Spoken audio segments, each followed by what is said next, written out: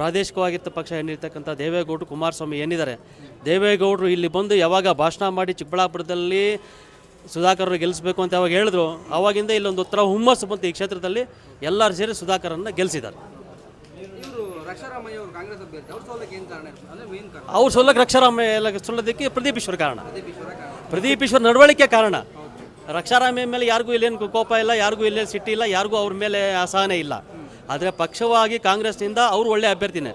ಆದರೆ ಅವ್ರಿಗೆ ಓಟ್ ಹಾಕ್ತಕ್ಕಂಥ ರೀತಿ ಯಾವ ರೀತಿಯಲ್ಲಿ ಓಟ್ ಹಾಕಬೇಕು, ಲೋಕಲ್ ಎಮ್ ಎಲ್ ಎ ತಕ್ಕಂಥ ಮಾತಾಡಿರ್ತಕ್ಕಂಥ ರೀತಿ ಸರಿ ಇಲ್ಲ, ಅವ್ರ ನಡವಳಿಕೆ ಸರಿ ಇಲ್ಲ ಅಂತೇಳಿ ಆ ಕೋಪಕ್ಕೆ ರಕ್ಷಾರಾಮಯ್ಯದವ್ರನ್ನ ಸೋಲಿಸಿದ್ದಾರೆ.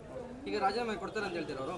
ಒಂದೇ ಒಂದು ಓಟಿಂದ ಗೆದ್ರೆ ರಾಜೀನಾಮೆ ಕೊಡ್ತೀನಿ ಅಂತ ಹೇಳಿದ್ರು. ಈಗ 1.5 ಲಕ್ಷ ಲೀಡರ್ ಗೆದ್ದರು. ರಾಜೀನಾಮೆ ಕೊಡೋದು DC ಆಫೀಸಲ್ಲಿ ಕೊಡಬೇಕು, ನಾವು ಅಲ್ಲಿ ಕಾಯ್ತೀವಿ. ಇಲ್ಲ ಎಲ್ಲಿ ವಿಧಾನಸೌಧದಲ್ಲಿ ಕೊಡಬೇಕು, ಸ್ಪೀಕರ್ ಹತ್ರ ಕೊಡಬೇಕು.